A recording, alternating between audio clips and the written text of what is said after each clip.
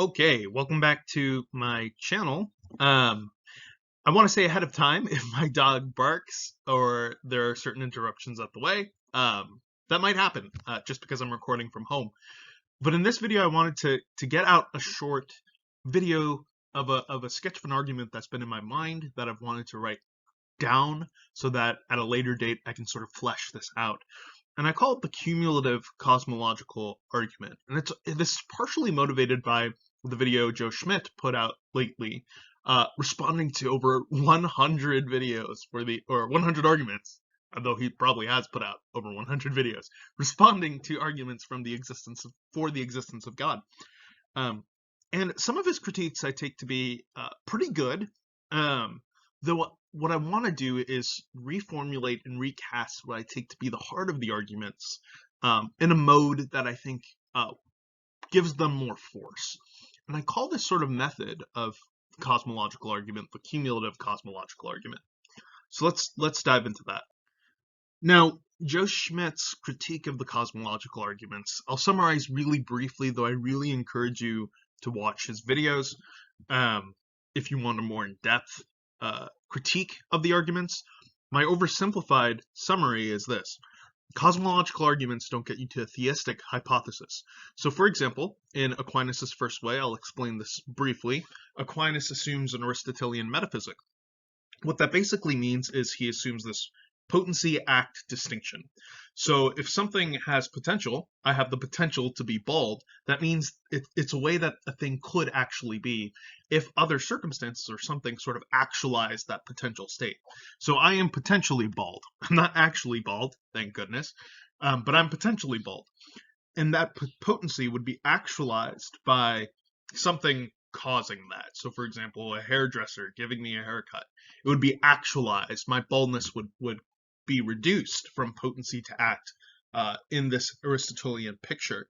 And movement is any reduction from potency to act. So, for example, I am potentially thinking of a unicorn, and now that I just said that, I'm actually thinking of a unicorn.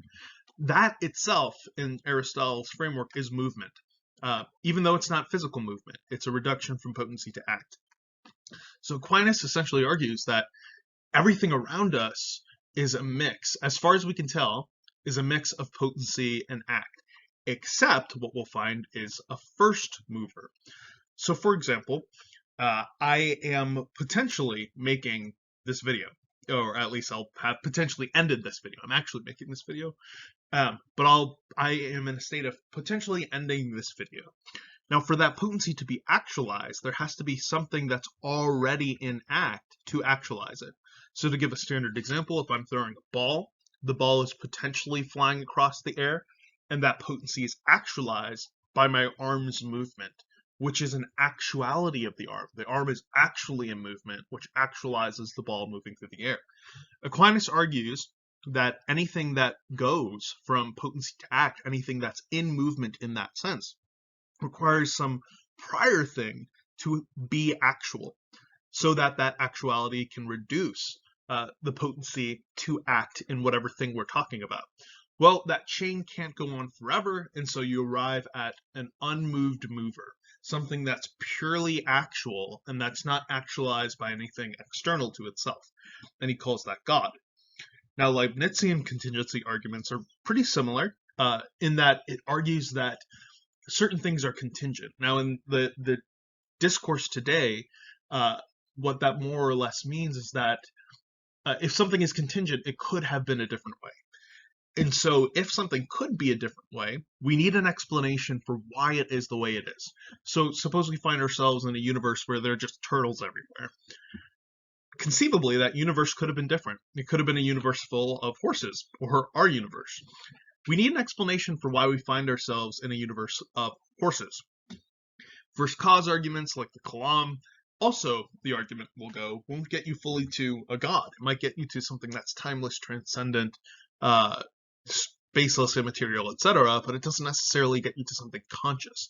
And that's the critique with these other arguments as well, that they don't necessarily get you to God.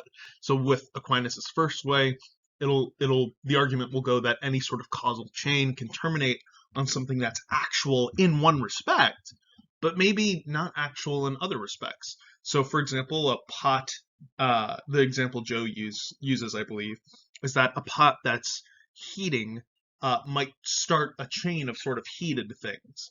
And the pot might be hot with respect to its heat. And the sun, we might be able to trace that back to the sun, which might have heat in itself and might be actual with respect to heat, but potential with respect to other things.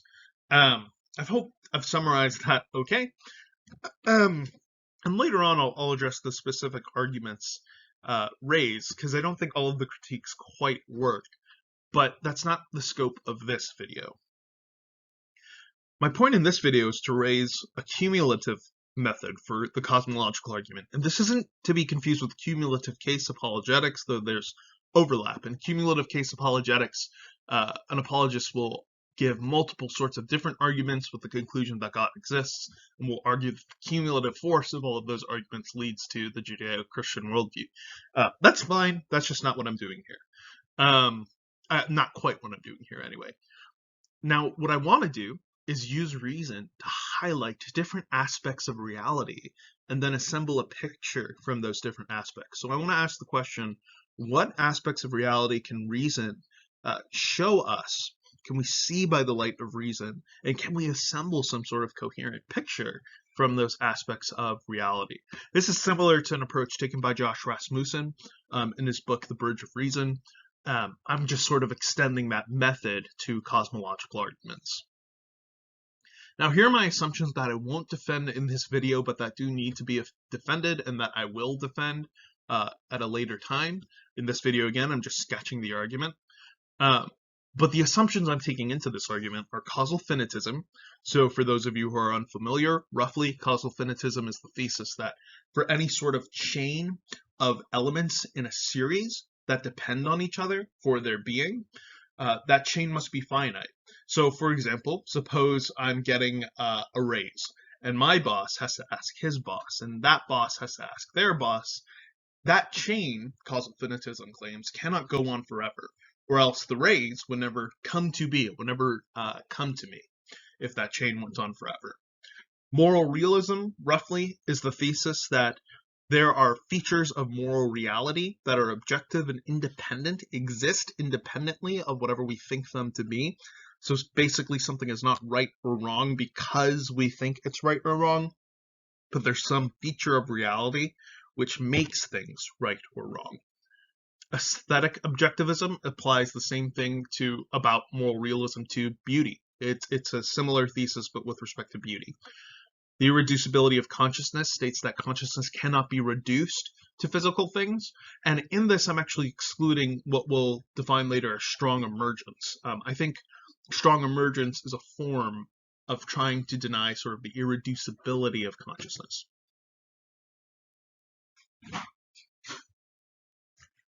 Okay, so given causal finitism, and again I'm assuming this, there must have been some initial state of affairs, S, from which all reality derives. And the difference between S and Sn, so any given state of affairs, and Sn plus 1, the subsequent state of affairs, is simply any change. So to picture this, I'm defining S as the sum total state of affairs of all things in reality. If a leaf falls off a tree, then now we have S2. So if S1 is this current state of affairs of all things that exist, S2 exists by virtue of any change. So a leaf falls off a tree, bam, you have S2. I am talking right now, and I just finished my sentence. So that is already a different state of affairs, and the sum total state of affairs of all things in reality. So given causal finitism, it seems to me that it necessarily follows that there must have been an initial state of affairs from which all other subsequent states of affairs emerge. For this state of affairs depends on a prior state of affairs. So my being in the current place I'm recording this video depends on me having driven here. I'm no longer in my home. It depends on me having driven here, on the prior states of affairs which involved me driving here. If the chain of dependent things, any chain of dependent things, is finite, then it necessarily follows that this state of affairs, this sum total of all things in reality, derives from an initial state of affairs.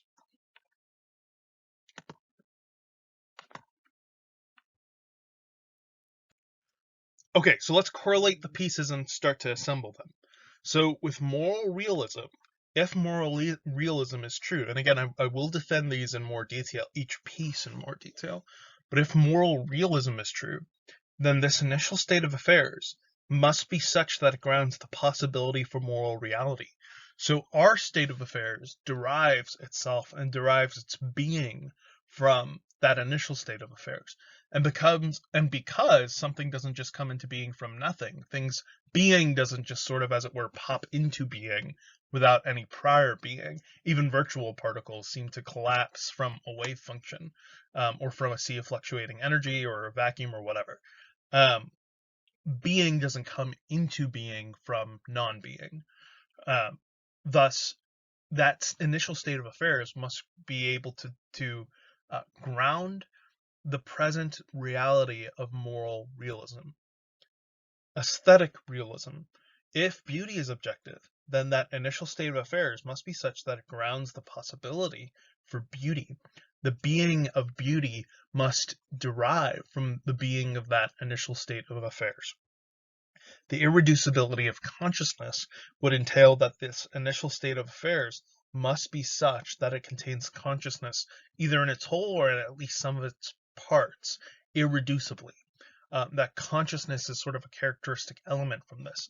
And I'll probably, in the video defending that, make an argument for idealism, that actually the irreducibility of consciousness leads us to the thesis, I believe, of metaphysical idealism almost inescapably. I'm pretty confident in this and eager to hear pushback. If that's the case, then that actually moves the argument to say that this initial state of affairs must contain consciousness in its whole, that it must be characterized by consciousness if consciousness is indeed the only sort of fundamental substance of reality. And with the first change, this initial state of affairs must be such that itself moves the first change.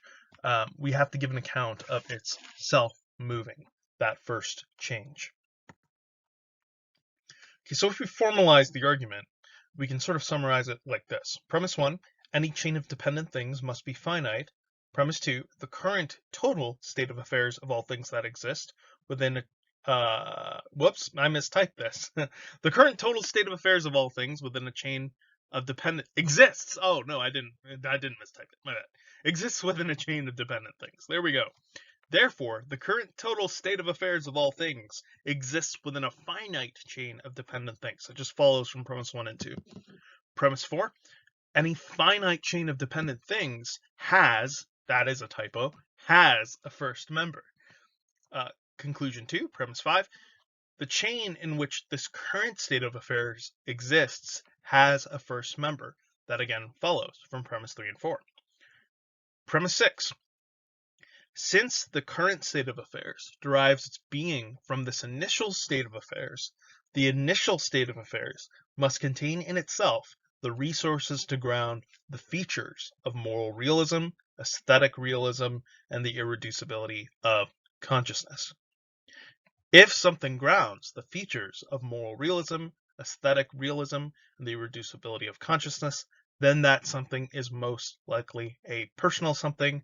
And then from premise 6 and 7, via modus ponens, S most likely contains in itself a personal something. So a personal something isn't quite God yet. But if the argument holds, and if I've assembled the pieces together, this starts to look theistic. And of course, if this argument holds, then I'll try in a future video to show how idealism extends the argument in a really interesting way. So here are sort of the next steps that I plan to take. In a future video, I want to give an argument for an analysis of the objectivity and nature of the good, arguing that it has certain features that resemble features of communication. It looks like imperatives, and it feels like, I would argue, imperatives in our moral consciousness. Next, I want to give an argument for and an analysis of the objectivity and nature of the beautiful, arguing that similarly, the beautiful seems like communication that has sort of the nature and phenomenological experience of being given a gift.